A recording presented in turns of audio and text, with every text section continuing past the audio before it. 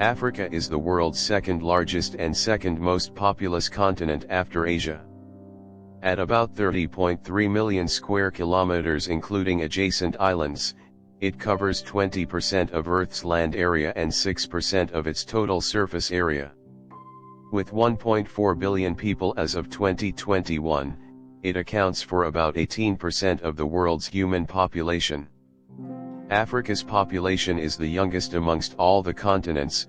The median age in 2012 was 19.7, when the worldwide median age was 30.4. Despite a wide range of natural resources, Africa is the least wealthy continent per capita and second least wealthy by total wealth, ahead of Oceania.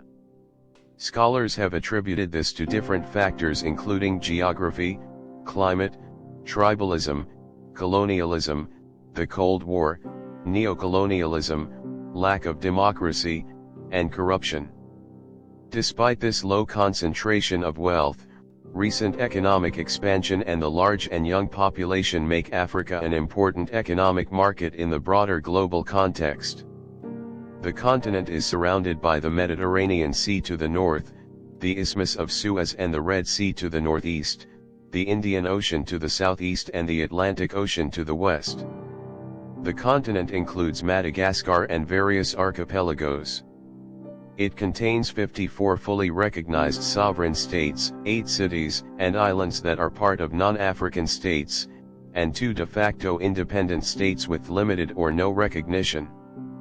This count does not include Malta and Sicily, which are geologically part of the African continent.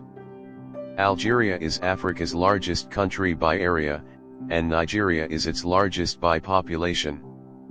African nations cooperate through the establishment of the African Union, which is headquartered in Addis Ababa. Africa straddles the equator and the prime meridian. It is the only continent to stretch from the northern temperate to the southern temperate zones.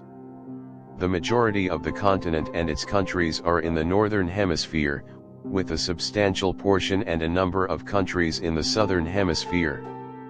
Most of the continent lies in the tropics, except for a large part of Western Sahara, Algeria, Libya, and Egypt, the northern tip of Mauritania, and the entire territories of Morocco, Ceuta, Melilla, and Tunisia, which in turn are located above the Tropic of Cancer, in the northern temperate zone. In the other extreme of the continent, southern Namibia, southern Botswana, great parts of South Africa, the entire territories of Lesotho and Eswatini and the southern tips of Mozambique and Madagascar are located below the Tropic of Capricorn, in the southern temperate zone. Africa is highly biodiverse. It is the continent with the largest number of megafauna species, as it was least affected by the extinction of the Pleistocene megafauna. However, Africa also is heavily affected by a wide range of environmental issues, including desertification, deforestation, water scarcity, and pollution. These entrenched environmental concerns are expected to worsen as climate change impacts Africa. The UN Intergovernmental Panel on Climate Change has identified Africa as the continent most vulnerable to climate change. 1617. The history of Africa is long, complex, and has often been underappreciated by the global historical community. Africa, particularly Eastern Africa, is widely accepted as the place of origin of humans and the hominid clade. The earliest hominids and their ancestors have been dated to around 7 million years ago, including Sahelanthropus jodensis, Australopithecus africanus, A. afarensis, Homo erectus, H. habilis and H. ergaster. The earliest Homo sapiens remains, found in Ethiopia, South Africa, and Morocco, date to circa 300,000 years ago, respectively, and Homo sapiens is believed to have originated in Africa around 350,000 years ago. Africa is also considered by anthropologists to be the most genetically diverse continent as a result of being the longest inhabited. Early human civilizations, such as ancient Egypt and Carthage, emerged in North Africa. Following a subsequent long and complex history of civilizations, migration, and trade, Africa hosts a large diversity of ethnicities, cultures, and languages. The last 400 years have witnessed an increasing European influence on the continent. Starting in the 16th century, this was driven by trade, including the transatlantic slave trade, which created large African diaspora populations in the Americas. From the late 19th century to the early 20th century, European nations colonized almost all of Africa, reaching a point when only Ethiopia and Liberia were independent polities. Most present states in Africa emerged from a process of decolonization following World War II. History. Africa is considered by most paleoanthropologists to be the oldest inhabited territory on Earth, with the human species originating from the continent. During the mid-20th century, anthropologists discovered many fossils and evidence of human occupation perhaps as early as 7 million years ago.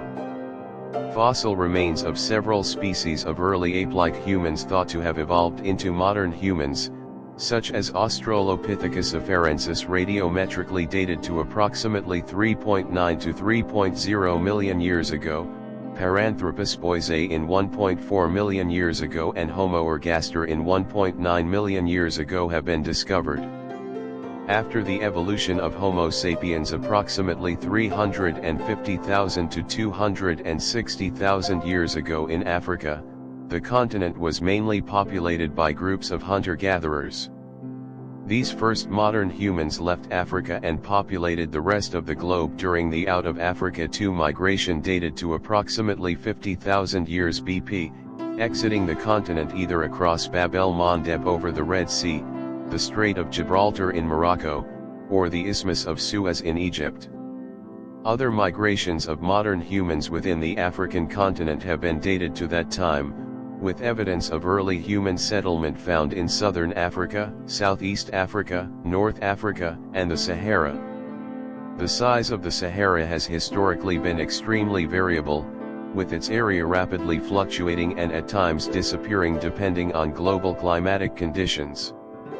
At the end of the Ice Ages, estimated to have been around 10,500 BCE, the Sahara had again become a green fertile valley, and its African populations returned from the interior and coastal highlands in sub-Saharan Africa, with rock art paintings depicting a fertile Sahara and large populations discovered in Tassili and Ager dating back perhaps 10 millennia. However, the warming and drying climate meant that by 5000 BC, the Sahara region was becoming increasingly dry and hostile. Around 3500 BC, due to a tilt in the Earth's orbit, the Sahara experienced a period of rapid desertification. The population trekked out of the Sahara region towards the Nile Valley below the Second Cataract where they made permanent or semi-permanent settlements. A major climatic recession occurred, lessening the heavy and persistent rains in Central and Eastern Africa. Since this time, dry conditions have prevailed in Eastern Africa and, increasingly during the last 200 years, in Ethiopia. The domestication of cattle in Africa preceded agriculture and seems to have existed alongside hunter-gatherer cultures. It is speculated that by 6000 BC, cattle were domesticated in North Africa. In the Sahara-Nile complex, people domesticated many animals, including the donkey and a small screw-horned goat which was common from Algeria to Nubia. Between 10,000 and 9000 BC, pottery was independently invented in the region of Mali in the savanna of West Africa. In the steppes and savannas of the Sahara and Sahel in northern, West Africa, people possibly ancestral to modern Nilo-Saharan and Mande cultures started to collect wild millet, around 8000 to 6000 BCE. Later, gourds, watermelons, castor beans, and cotton were also collected. Sorghum was first domesticated in eastern Sudan around 4000 BC, in one of the earliest instances of agriculture in human history. Its cultivation would gradually spread across Africa, before spreading to India around 2000 BC. people around modern-day Mauritania started making pottery and built stone settlements. Fishing, using bone-tipped harpoons, became a major activity in the numerous streams and lakes formed from the increased rains. In West Africa, the wet phase ushered in an expanding rainforest and wooded savanna from Senegal to Cameroon. Between 9000 and 5000 BC, Niger, Congo speakers domesticated the oil palm and raffia palm. Black-eyed peas and bonzaya were domesticated, followed by okra and kola nuts. Since most of the plants grew in the forest, the Niger, Congo speakers invented polished stone axes for clearing forest. Around 4000 BC, the Saharan climate started to become drier at an exceedingly fast pace. This climate change caused lakes and rivers to shrink significantly and caused increasing desertification.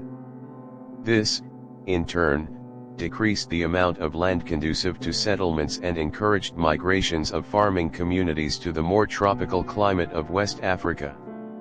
During the first millennium BC, a reduction in wild grain populations related to changing climate conditions facilitated the expansion of farming communities and the rapid adoption of rice cultivation around the Niger River.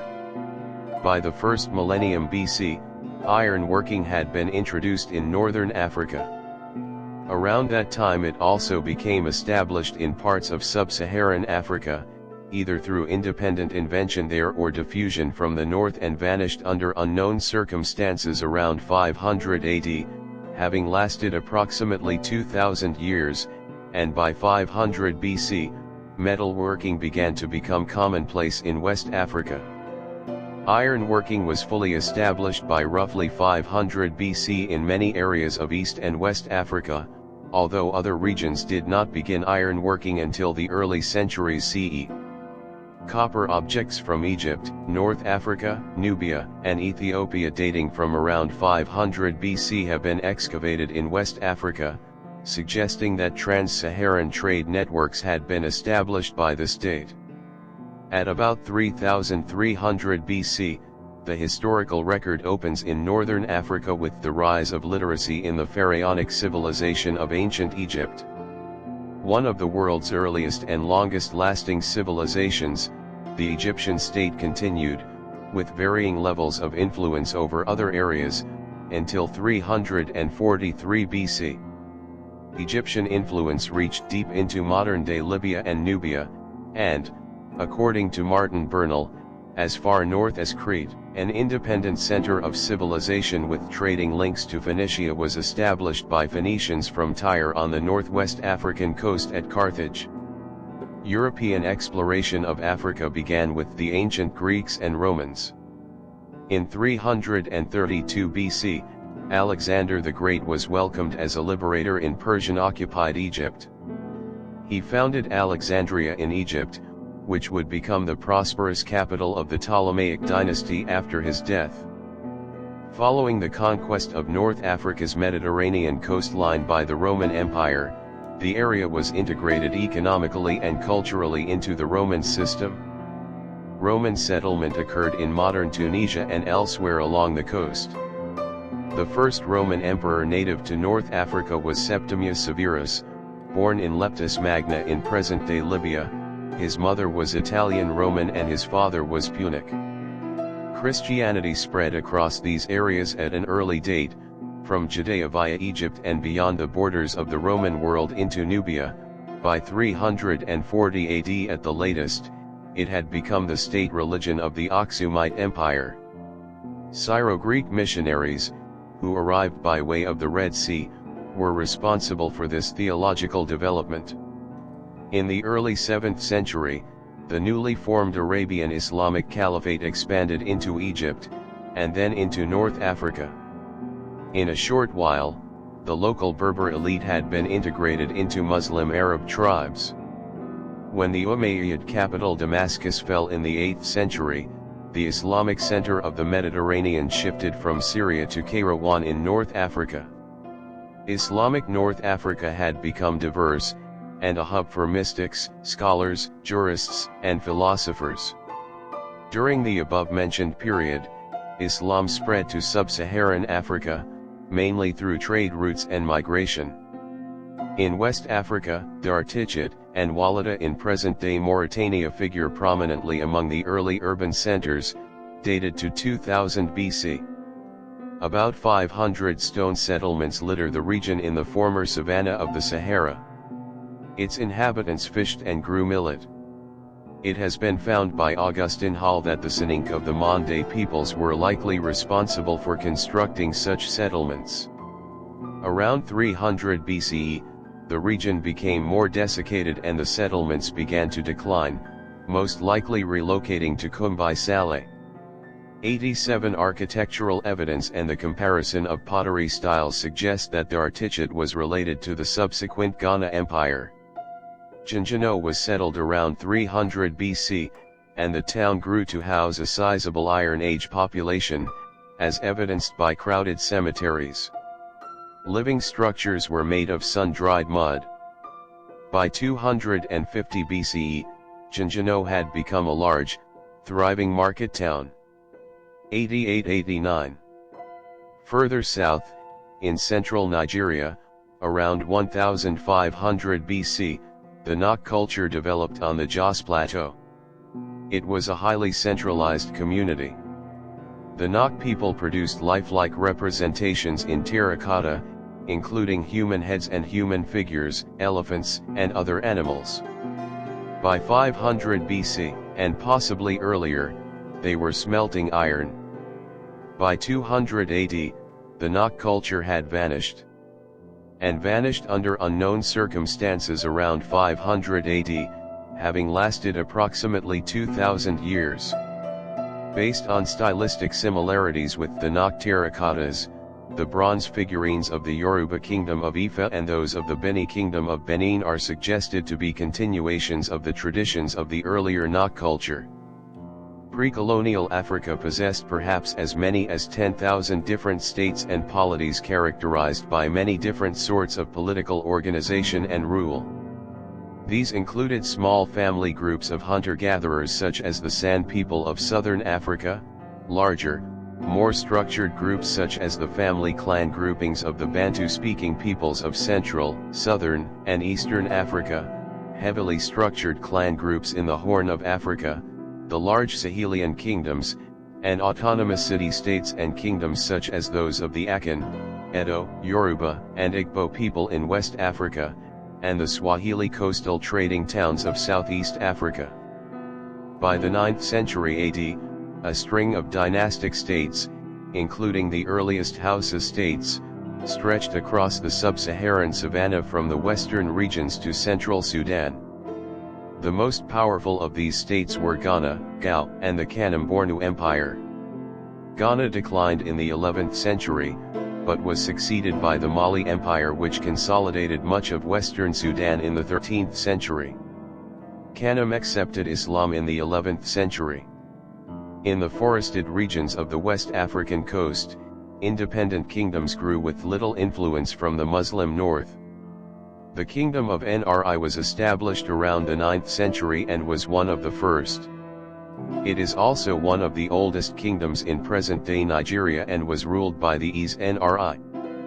The Nri kingdom is famous for its elaborate bronzes, found at the town of Igboukuyua. The bronzes have been dated from as far back as the 9th century. 93. The Kingdom of Ife, historically the first of these Yoruba city-states or kingdoms, established government under a priestly Oba called the Oni of Ife. Ife was noted as a major religious and cultural center in West Africa, and for its unique naturalistic tradition of bronze sculpture. The Ife model of government was adapted at the Oyo Empire, where its Obas or kings, called the Alafins of Oyo, once controlled a large number of other Yoruba and non-Yoruba city-states and kingdoms. The Fon Kingdom of Dahomey was one of the non-Yoruba domains under Oyo control. The Almoravids were a Berber dynasty from the Sahara that spread over a wide area of northwestern Africa and the Iberian Peninsula during the 11th century. The Banu Hilal and Banu Makil were a collection of Arab Bedouin tribes from the Arabian Peninsula who migrated westwards via Egypt between the 11th and 13th centuries. Their migration resulted in the fusion of the Arabs and Berbers, where the locals were Arabized, and Arab culture absorbed elements of the local culture, under the unifying framework of Islam. Following the breakup of Mali, a local leader named Sunni Ali founded the Songhai Empire in the region of Middle Niger and the Western Sudan and took control of the trans-Saharan trade. Sunni Ali seized Timbuktu in 1468 and Jen in 1473, building his regime on trade revenues and the cooperation of Muslim merchants.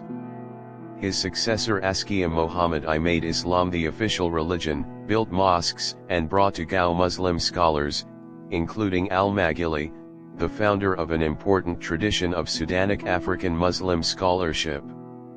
97 By the 11th century, some Hausa states, such as Kano, Jigawa, Katsina, and Gobir, had developed into walled towns engaging in trade, servicing caravans, and the manufacture of goods. Until the 15th century, these small states were on the periphery of the major Sudanic empires of the era, paying tribute to Songhai to the west and Kanem-Borno to the east. Slavery had long been practiced in Africa. Between the 15th and the 19th centuries, the Atlantic slave trade took an estimated 7 to 12 million slaves to the New World. In addition, more than 1 million Europeans were captured by Barbary pirates and sold as slaves in North Africa between the 16th and 19th centuries.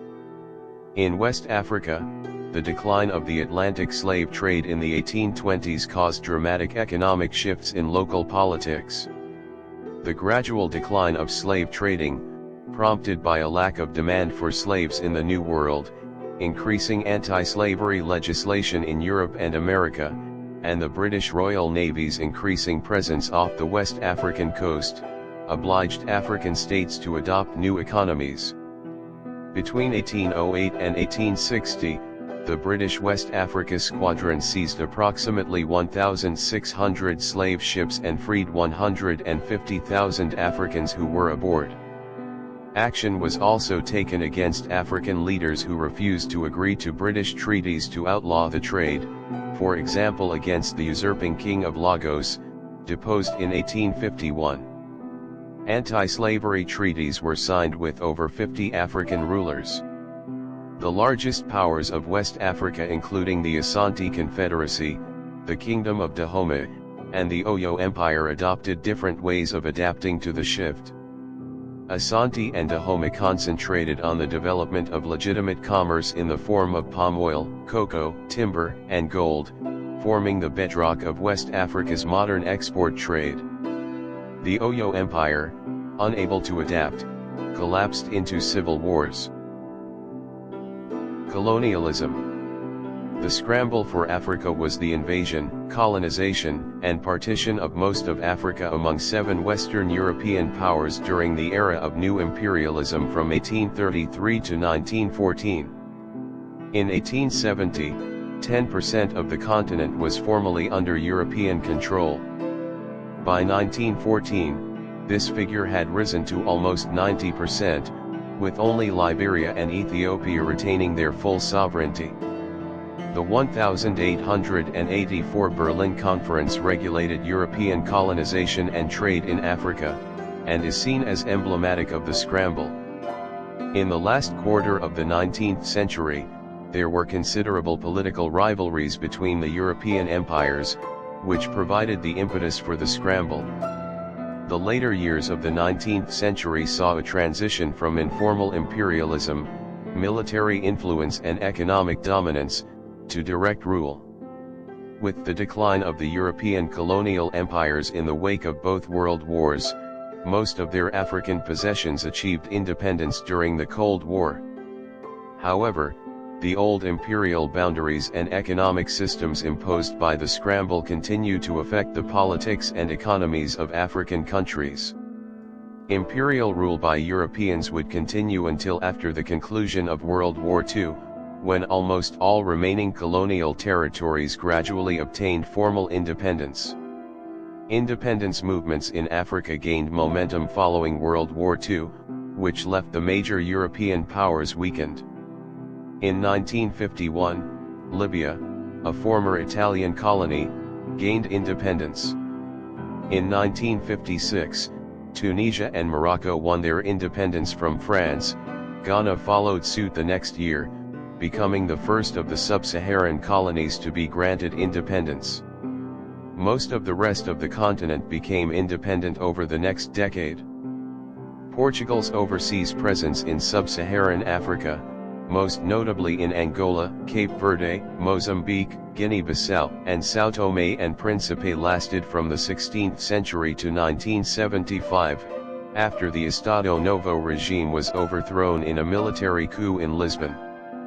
Rhodesia unilaterally declared independence from the United Kingdom in 1965, under the white minority government of Ian Smith, but was not internationally recognized as an independent state as Zimbabwe until 1980, when black nationalists gained power after a bitter guerrilla war. Although South Africa was one of the first African countries to gain independence, the state remained under the control of the country's white minority, initially through qualified voting rights and from 1956 by a system of racial segregation known as apartheid, until 1994. Post-colonial Africa. Today, Africa contains 54 sovereign countries, most of which have borders that were drawn during the era of European colonialism.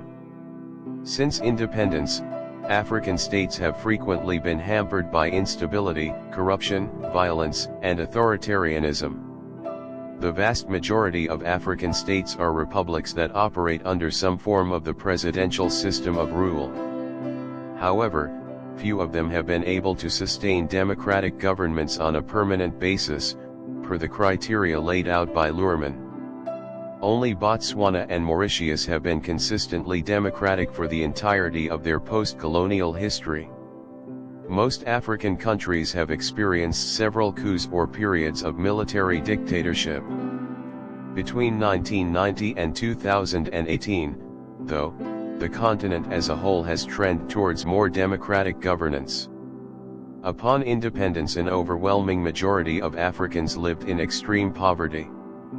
The continent suffered from the lack of infrastructural or industrial development under colonial rule, along with political instability.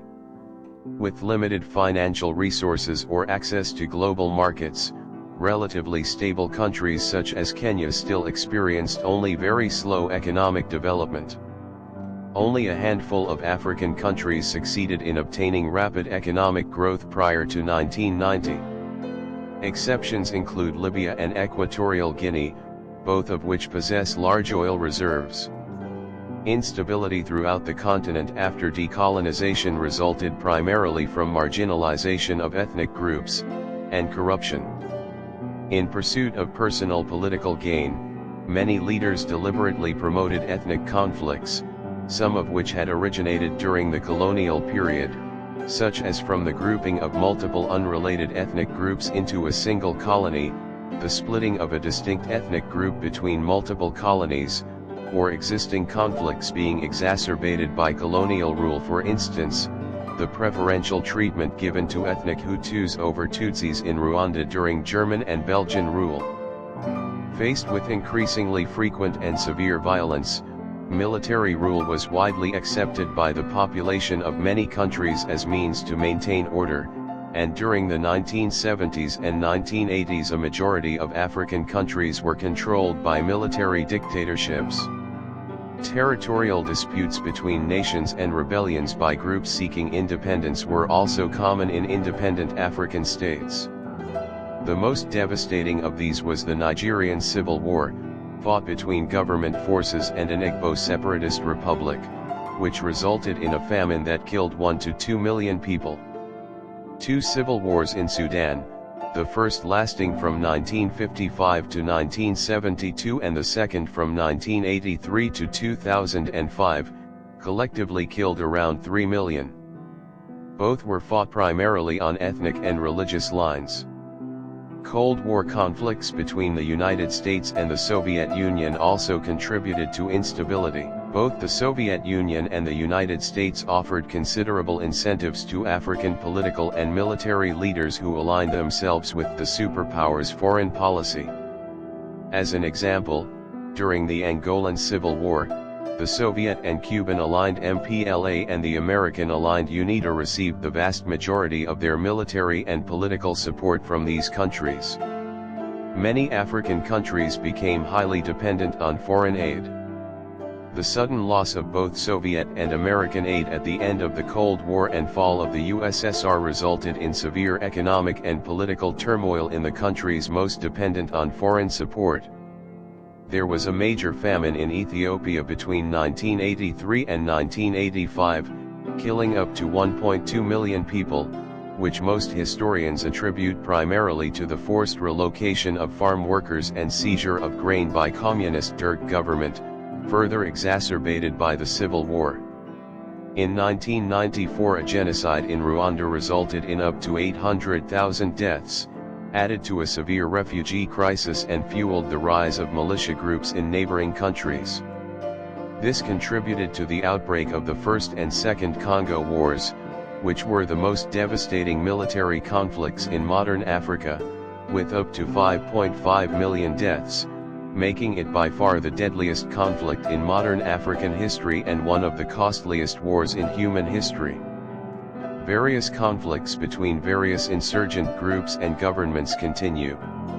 Since 2003 there has been an ongoing conflict in Darfur which peaked in intensity from 2003 to 2005 with notable spikes in violence in 2007, 2013 and 2015, killing around 300,000 people total. The Boko Haram insurgency primarily within Nigeria with considerable fighting in Niger, Chad, and Cameroon as well has killed around 350,000 people since 2009. Most African conflicts have been reduced to low-intensity conflicts as of 2022. However, the Tigray War which began in 2020 has killed an estimated 300,000 to 500,000 people, primarily due to famine. Overall though, violence across Africa has greatly declined in the 21st century, with the end of civil wars in Angola, Sierra Leone, and Algeria in 2002, Liberia in 2003, and Sudan and Burundi in 2005. The Second Congo War, which involved 9 countries and several insurgent groups, ended in 2003. This decline in violence coincided with many countries abandoning communist-style command economies and opening up for market reforms, which over the course of the 1990s and 2000s promoted the establishment of permanent, peaceful trade between neighboring countries. Improved stability and economic reforms have led to a great increase in foreign investment into many African nations, mainly from China, which further spurred economic growth. Between 2000 and 2014, annual GDP growth in sub-Saharan Africa averaged 5.02%, doubling its total GDP from 811 billion to 1.63 trillion. North Africa experienced comparable growth rates. A significant part of this growth can also be attributed to the facilitated diffusion of information technologies and specifically the mobile telephone. While several individual countries have maintained high growth rates, since 2014 overall growth has considerably slowed, primarily as a result of falling commodity prices, continued lack of industrialization, and epidemics of Ebola and COVID-19. Politics. The African Union is a continental union consisting of 55 member states. The union was formed, with Addis Ababa, Ethiopia, as its headquarters, on June 26, 2001. The Union was officially established on July 9, 2002 as a successor to the Organization of African Unity.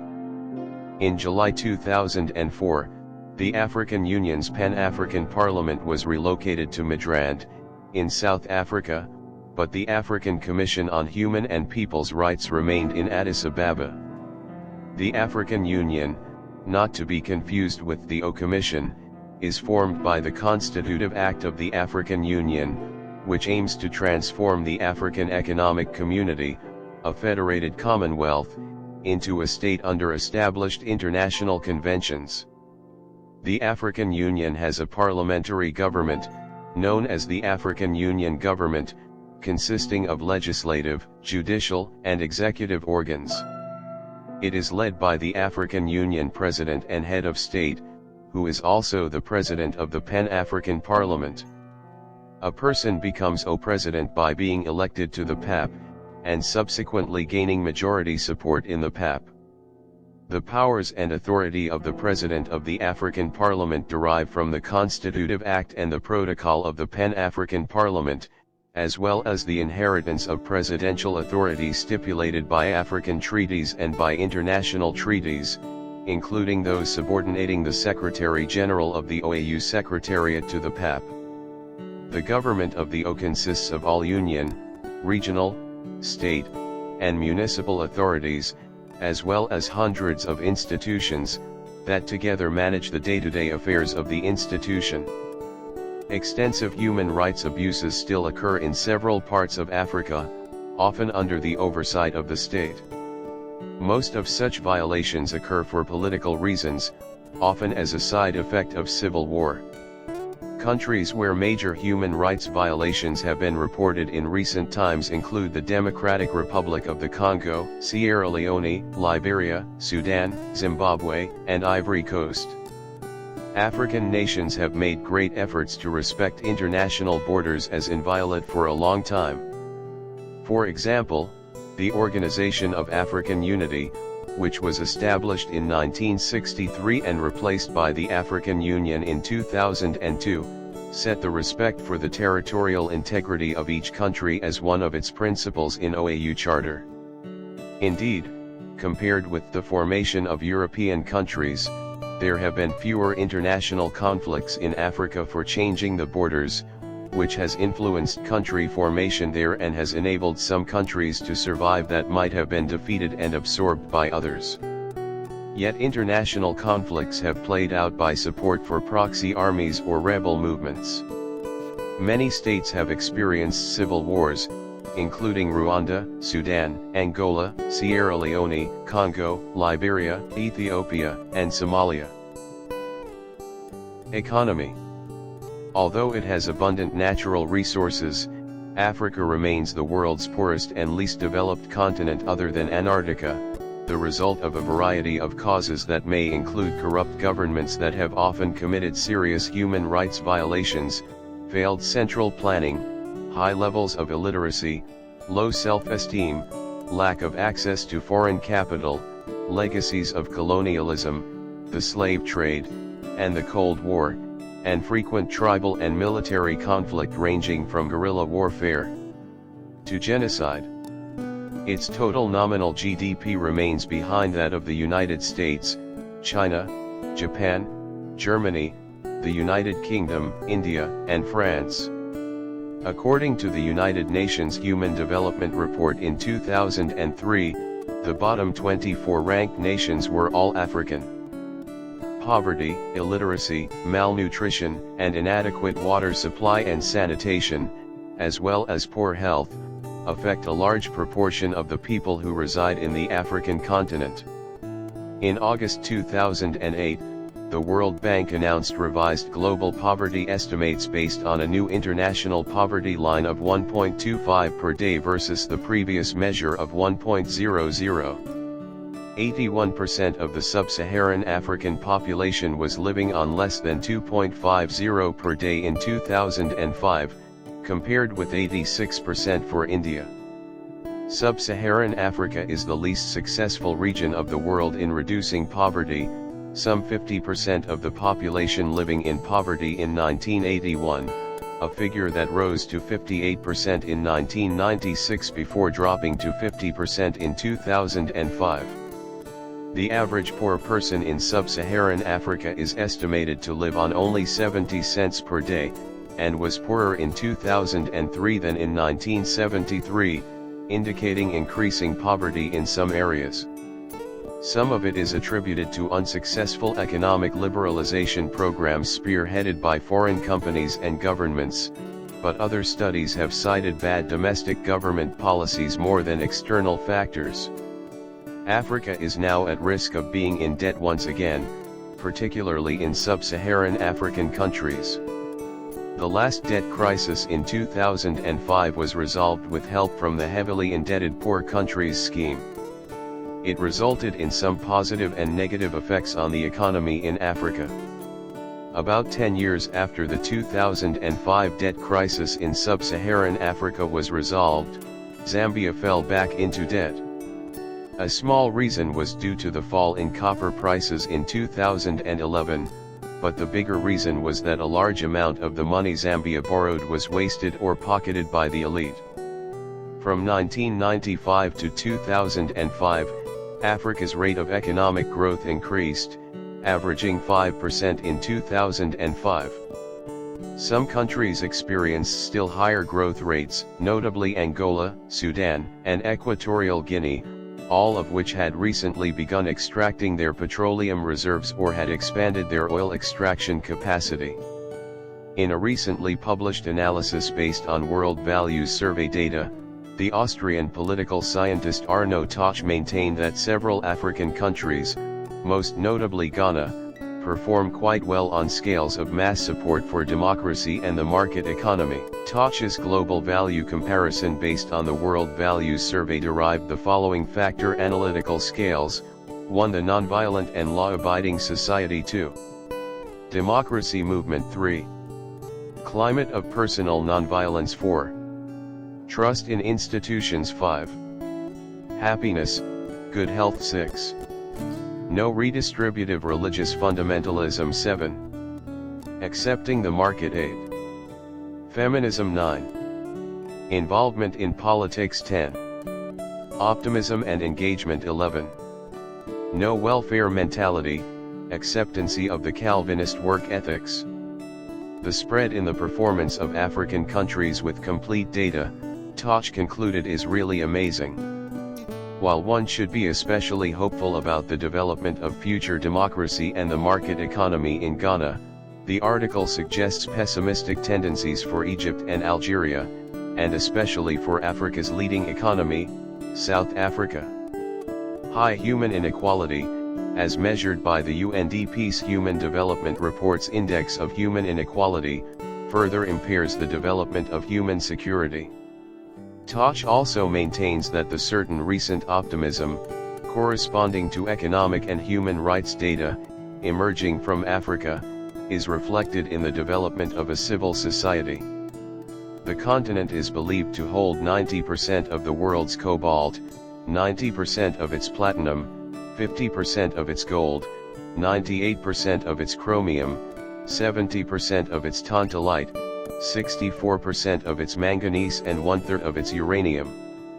The Democratic Republic of the Congo has 70% of the world's coltan, a mineral used in the production of tantalum capacitors for electronic devices such as cell phones. The DRC also has more than 30% of the world's diamond reserves.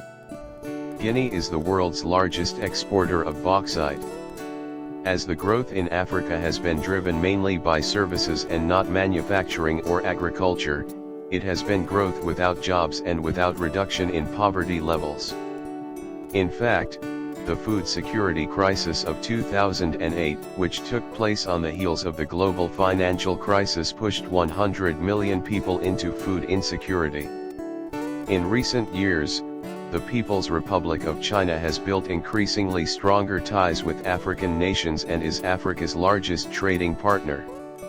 In 2007, Chinese companies invested a total of $1 billion in Africa. A Harvard University study led by Professor Kales Juma showed that Africa could feed itself by making the transition from importer to self-sufficiency. African agriculture is at the crossroads, we have come to the end of a century of policies that favored Africa's export of raw materials and importation of food. Africa is starting to focus on agricultural innovation as its new engine for regional trade and prosperity. Demographics. Africa's population has rapidly increased over the last 40 years, and is consequently relatively young. In some African states, more than half the population is under 25 years of age. The total number of people in Africa increased from 229 million in 1950 to 630 million in 1990. 180 as of 2021, the population of Africa is estimated at 1.4 billion. Africa's total population surpassing other continents is fairly recent. African population surpassed Europe in the 1990s, while the Americas was overtaken sometime around the year 2000. Africa's rapid population growth is expected to overtake the only two nations currently larger than its population. At roughly the same time, India and China's 1.4 billion people each will swap ranking around the year 2022. This increase in number of babies born in Africa compared to the rest of the world is expected to reach approximately 37% in the year 2050, while in 1990 sub-Saharan Africa accounted for only 16% of the world's births. The total fertility rate for sub-Saharan Africa is 4.7 as of 2018, the highest in the world. All countries in sub-Saharan Africa had TFRs, that means average number of children above replacement level, in 2019 and accounted for 27.1% of global live births. In 2021, sub-Saharan Africa accounted for 29% of global births. Speakers of Bantu languages, part of the Niger, Congo family, are the majority in southern, central, and southeast Africa. The Bantu-speaking peoples from the Sahel progressively expanded over most of sub-Saharan Africa. But there are also several Nilotic groups in South Sudan and East Africa, the mixed Swahili people on the Swahili coast, and a few remaining indigenous Khoisan and Pygmy peoples in southern and central Africa, respectively. Bantu-speaking Africans also predominate in Gabon and Equatorial Guinea, and are found in parts of southern Cameroon. In the Kalahari Desert of southern Africa, the distinct people known as the Bushmen, also San, closely related to, but distinct from Hottentots, have long been present. The San are physically distinct from other Africans and are the indigenous people of southern Africa. Pygmies are the pre-Bantu indigenous peoples of Central Africa. The peoples of West Africa primarily speak Niger, Congo languages, belonging mostly to its non-Bantu branches, though some Nilo-Saharan and Afro-Asiatic speaking groups are also found. The Niger, Congo-speaking Yoruba, Igbo, Fulani, Akan, and Wolof ethnic groups are the largest and most influential. In the Central Sahara, Mandinka or Mande groups are most significant. Chadic-speaking groups, including the Hausa, are found in more northerly parts of the region nearest to the Sahara, and Nilo-Saharan communities, such as the Songhai, Kanuri, and Zarma, are found in the eastern parts of West Africa bordering Central Africa. The peoples of North Africa consist of three main indigenous groups: Berbers in the northwest, Egyptians in the northeast, and Nilo-Saharan speaking peoples in the east. The Arabs who arrived in the 7th century CE introduced the Arabic language and Islam to North Africa.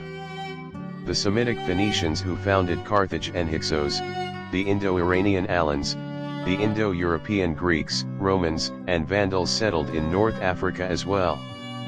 Significant Berber communities remain within Morocco and Algeria in the 21st century, while, to a lesser extent, Berber speakers are also present in some regions of Tunisia and Libya.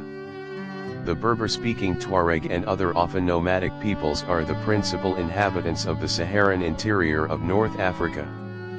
In Mauritania, there is a small but near-extinct Berber community in the north and Niger, Congo-speaking peoples in the south, though in both regions Arabic and Arab culture predominates. In Sudan, although Arabic and Arab culture predominate, it is mostly inhabited by groups that originally spoke Nilo-Saharan, such as the Nubians, Fur, Masalit, and Zaghawa, who, over the centuries, have variously intermixed with migrants from the Arabian Peninsula. Small communities of Afro-Asiatic-speaking Beja nomads can also be found in Egypt and Sudan. In the Horn of Africa, some Ethiopian and Eritrean groups like the Amhara and Tigrayans, collectively known as Habesha, speak languages from the Semitic branch of the Afro-Asiatic language family, while the Oromo and Somali speak languages from the Cushitic branch of Afro-Asiatic. Prior to the decolonization movements of the post-World War II era, Europeans were represented in every part of Africa. Decolonization during the 1960s and 1970s often resulted in the mass emigration of white settlers, especially from Algeria and Morocco, 1.6 million Pieds Noirs in North Africa, Kenya, Congo, Rhodesia, Mozambique, and Angola. Between 1975 and 1977, over a million colonials returned to Portugal alone. Nevertheless, white Africans remain an important minority in many African states, particularly Zimbabwe, Namibia, Reunion, and South Africa. The country with the largest white African population is South Africa. Dutch and British diasporas represent the largest communities of European ancestry on the continent today. European colonization also brought sizable groups of Asians, particularly from the Indian subcontinent, to British colonies. Large Indian communities are found in South Africa, and smaller ones are present in Kenya, Tanzania, and some other southern and Southeast African countries. The large Indian community in Uganda was expelled by the dictator Idi Amin in 1972, though many have since returned. The islands in the Indian Ocean are also populated primarily by people of Asian origin, often mixed with Africans and Europeans. The Malagasy people of Madagascar are an Austronesian people, but those along the coast are generally mixed with Bantu, Arab, Indian and European origins. Malay and Indian ancestries are also important components in the group of people known in South Africa as Cape Coloreds, people with origins in two or more races and continents. During the 20th century, small but economically important communities of Lebanese and Chinese have also developed in the larger coastal cities of West and East Africa, respectively. Languages. By most estimates, well over 1,000 languages are spoken in Africa. Most are of African origin, though some are of European or Asian origin. Africa is the most multilingual continent in the world, and it is not rare for individuals to fluently speak not only multiple African languages, but one or more European ones as well. There are four major groups indigenous to Africa. The Afro-Asiatic languages are a language family of about 240 languages and 285 million people widespread throughout the Horn of Africa, North Africa, the Sahel, and Southwest Asia. The Nilo-Saharan languages consist of a group of several possibly related families, spoken by 30 million people between 100 languages.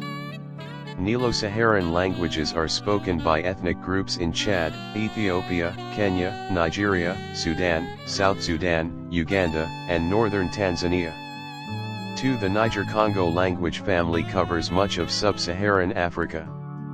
In terms of number of languages, it is the largest language family in Africa and perhaps one of the largest in the world. The Khoisan languages form a group of 3 unrelated families and 2 isolates and number about 50 in total. They are mainly spoken in southern Africa by approximately 400,000 people. Many of the Khoisan languages are endangered. The Khoi and San peoples are considered the original inhabitants of this part of Africa. Following the end of colonialism, nearly all African countries adopted official languages that originated outside the continent, although several countries also granted legal recognition to indigenous languages such as Swahili, Yoruba, Igbo, and Hausa. In numerous countries, English and French are used for communication in the public sphere such as government, commerce, education and the media. Arabic, Portuguese, Afrikaans and Spanish are examples of languages that trace their origin to outside of Africa, and that are used by millions of Africans today, both in the public and private spheres. Italian is spoken by some in former Italian colonies in Africa. German is spoken in Namibia, as it was a former German protectorate. In total, at least a fifth of Africans speak the former colonial languages. Religion. While Africans profess a wide variety of religious beliefs, the majority of the people respect African religions or parts of them. However, in formal surveys or census, most people will identify with major religions that came from outside the continent, mainly through colonization. There are several reasons for this, the main one being the colonial idea that African religious beliefs and practices are not good enough. Religious beliefs and statistics on religious affiliation are difficult to come by since they are often a sensitive topic for governments with mixed religious populations. According to the World Book Encyclopedia, Islam and Christianity are the two largest religions in Africa. According to Encyclopedia Britannica, 45% of the population are Christians, 40% are Muslims, and 10% follow traditional religions. A small number of Africans are Hindu, Buddhist, Confucianist, Baha'i, or Jewish. There is also a minority of people in Africa who are irreligious. Culture. Some aspects of traditional African cultures have become less practiced in recent years as a result of neglect and suppression by colonial and post-colonial regimes. For example, African customs were discouraged, and African languages were prohibited in mission schools. Leopold II of Belgium attempted to civilize Africans by discouraging polygamy and witchcraft. Obodo Freeborn posits that colonialism is one element that has created the character of modern African art. According to authors Douglas Fraser and Herbert M. Cole, the precipitous alterations in the power structure wrought by colonialism were quickly followed by drastic iconographic changes in the art. Fraser and Cole assert that, in Igbo land, some art objects lack the vigor and careful craftsmanship of the earlier art objects that served traditional functions. Author Chika Okikagolo states that the racist infrastructure of British imperial enterprise forced upon the political and cultural guardians of empire a denial and suppression of an emergent sovereign Africa and modernist art. Editors F. Abiola Irel and Simon Jakandi comment that the current identity of African literature had its genesis in the traumatic encounter between Africa and Europe. On the other hand, Mose Chikowero believes that Africans deployed music, dance, spirituality, and other performative cultures to assert themselves as active agents and indigenous intellectuals, to unmake their colonial marginalization and reshape their own destinies. There is now a resurgence in the attempts to rediscover and revalue African traditional cultures, under such movements as the African Renaissance, led by Thabo Mbeki, Afrocentrism, led by a group of scholars, including Molefi Asante, as well as the increasing recognition of traditional spiritualism through decriminalization of Vodou and other forms of spirituality. As of March 2023, 98 African properties are listed by UNESCO as World Heritage Sites. Among these properties, 54 are cultural sites, 39 are natural sites and 5 are mixed sites.